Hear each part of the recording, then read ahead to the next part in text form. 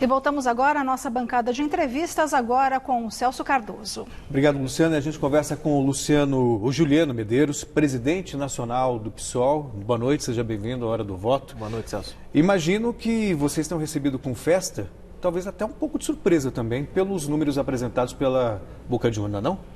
São bons números, números que nos deixam muito felizes.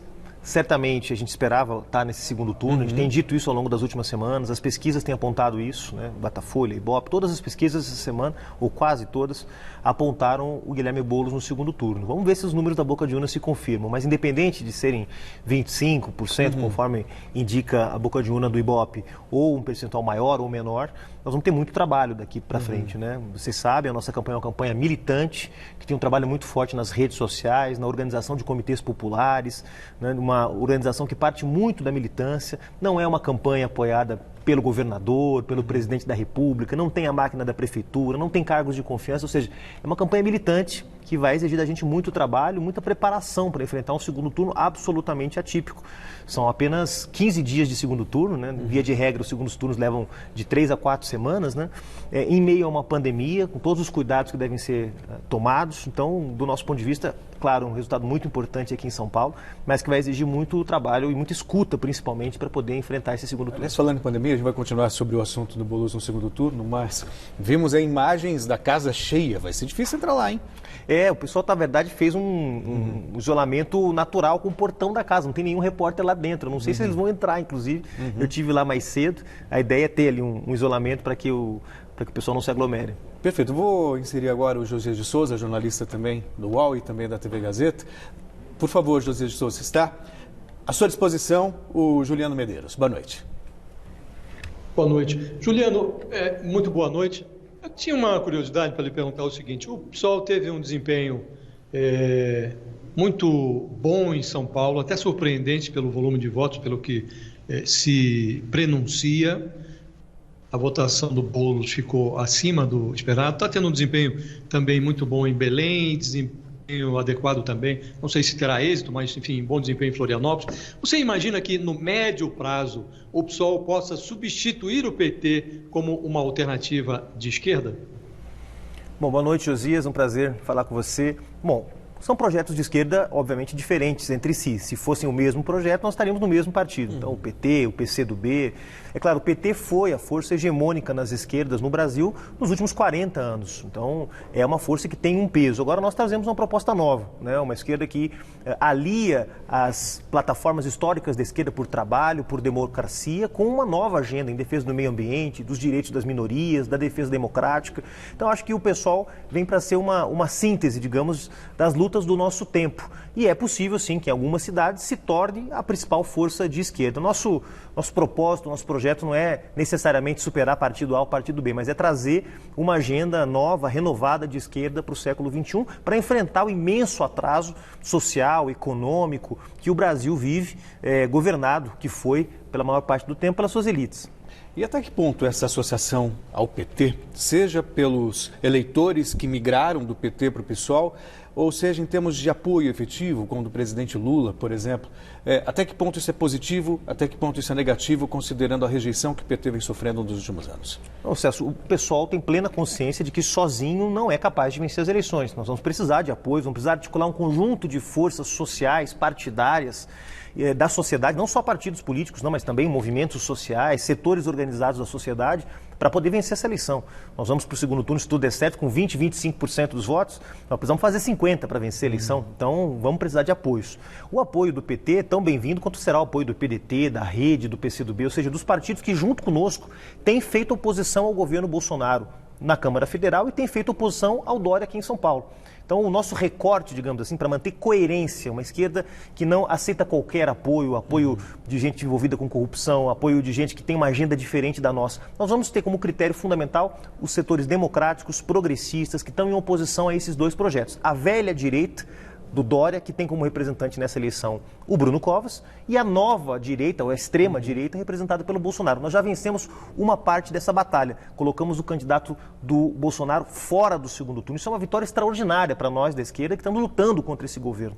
Agora, precisamos também derrotar o candidato da velha direita, que é o Bruno Covas aqui em São Paulo. Josias. Aparentemente o eleitor, não só em São Paulo, em outras praças, ele está fazendo um deslocamento, está se distanciando dessa extrema-direita que prevaleceu na eleição de 2018 com a ascensão do presidente Bolsonaro. Mas também não há uma sinalização muito clara do eleitorado quanto ao prestígio à extrema-esquerda ou à esquerda. O próprio Boulos fez uma migração aí, ele tem um eleitorado, ele tem muito voto na classe média alta. O que eu pergunto em algum momento você fez aí uma observação de que não vai aceitar qualquer tipo de apoio de forças que estão vinculadas à corrupção, por exemplo, não aceita. O PT não é esse apoio vinculado à corrupção? Em segundo lugar, os senhores têm capacidade para migrar um pouco para o centro ou centro-esquerda, para atrair esses 51% de votos que precisam em São Paulo? Olha, Josias, o grande derrotado dessa eleição é o presidente da República e a extrema-direita. A ideia que se trabalhou no período anterior de que havia um demônio de duas cabeças no Brasil, de um lado a extrema-direita, representada pelo Bolsonaro, de outro lado a extrema-esquerda, representada pelo PSOL, até mesmo pelo PT, não se sustentou. A esquerda fez nesse processo eleitoral uma campanha limpa, baseada em propostas e enfrentamento à crise sanitária, econômica e social que o Brasil vive, sem fake news, sem baixaria, sem apelação. Ou seja, a esquerda em nada tem a ver no Brasil com a extrema-direita. Então, primeiro, essa eleição demonstrou que esse demônio de duas cabeças é uma ficção, não existe. A esquerda tem compromisso democrático, compromisso com os direitos sociais, compromisso com a Constituição Federal. Esse é um primeiro aspecto fundamental. O segundo, o Guilherme não precisa ir ao centro, por uma razão. O centro foi o grande derrotado das eleições de 2018. 2 anos atrás, quem sobreviveu ao tsunami eleitoral que nós vivemos no Brasil foi a extrema-direita, que surgiu como uma nova força política, e a esquerda. Quem foi para o segundo turno não foi o centro. Quem foi para o segundo turno foi Fernando Haddad, com o apoio no segundo turno do próprio PSOL. Então, trabalhar a ideia de que não há alternativa senão um Guilherme Boulos domesticado, um Guilherme Boulos que faz acenos para os poderosos, para a máfia dos transportes, para os grandes empresários da cidade, não é uma estratégia que nós estamos dispostos a aderir, porque isso seria ferir o que nós somos, um partido da nova esquerda que vem trazer um compromisso com as suas propostas e com os seus valores. Pensando em estratégia para o segundo turno, o Boulos ainda, apesar de ter sido já candidato a presidente no ano passado, 2018, e está agora com 25% da opção de votos dos eleitores de acordo com a boca de urna, ainda não é uma figura totalmente conhecida. Exato. E aí qual é o caminho para, de repente, sonhar com essa vitória em São Paulo? Bom, comentava com você aqui, Celso, antes da gente entrar no ar, o Bruno Covas é conhecido por 99% dos eleitores de São Paulo, né? Enquanto que o Guilherme Boulos, na pesquisa Datafolha de quinta-feira, ou seja, 3 dias atrás, é conhecido por 60% dos eleitores. Se nós isolarmos, e os números forem esses que estão aí na boca de urna, 35 a 25, 33 a 25, alguma coisa por aí, e nós isolássemos no eleitorado que conhece o Bruno Covas e o eleitorado que conhece o Boulos, isso daria um empate. Ou seja, o Guilherme tem, entre aqueles que o conhecem, um desempenho semelhante ao do prefeito da cidade de São Paulo. Então, nós consideramos que agora, com o mesmo tempo de TV, nós fizemos um primeiro turno com 17 segundos de televisão, Celso, a cada entrada. Nós vamos ter agora 5 minutos, somando 2 vezes por dia, 10 minutos por dia para apresentar nossas propostas. Você sabe, a maioria das emissoras cancelou os debates, né? Isso impediu que nós pudéssemos apresentar nossas propostas. Então, agora nós vamos ter mais debates, são pelo menos 9 debates que já estão marcados no segundo turno, que vai ser excelente para as pessoas poderem conhecer o Guilherme Boulos, se afastarem dos preconceitos e entenderem o que essa nova esquerda traz para o debate aqui da cidade. E também o tempo de televisão, onde nós vamos poder apresentar nossas propostas, as inserções, os comerciais. Isso vai ser muito importante para as pessoas saberem quem é Guilherme Boulos e deixarem de lado qualquer tipo de preconceito contra esse personagem tão importante que tem lutado pela democracia no Brasil. Josias, tem mais uma pergunta? Tenho sim.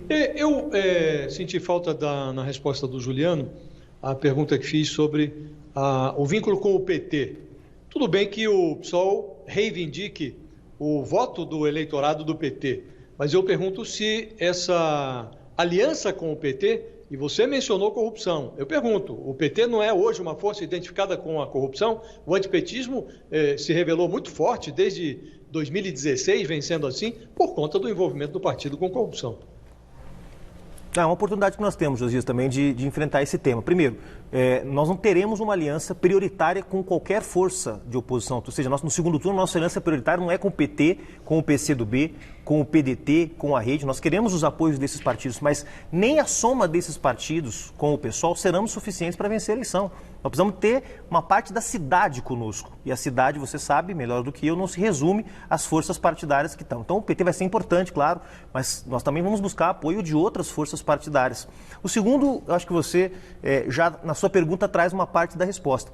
O antipetismo, que é, digamos, uma construção política, ideológica bem sucedida no Brasil, trabalhou muito bem a ideia de associar o PT à corrupção. E eu acho que, claro, como foi comprovado em alguma medida, houve corrupção nos governos do PT em nível federal. Agora, o PT não é uma organização criminosa, como alguns tentam descrever. É um partido que tem 40 anos de história, um partido do qual eu e muitos militantes do PSOL fomos militantes, com orgulho, e que nós nos separamos por divergências de caminho, de como gerir o Estado brasileiro, de como compor as alianças em âmbito nacional. Mas é uma força respeitável e, sob hipótese nenhuma, eu posso reduzir o PT, a sua militância, os seus parlamentares, apenas a uma força envolvida com corrupção. Se o PT é isso, o que seria o PSDB, o que seria o partido do Bolsonaro, o que seria todo o centrão no Brasil, que, para além de escândalos de corrupção incontáveis, segue exercendo no âmbito do Congresso Nacional?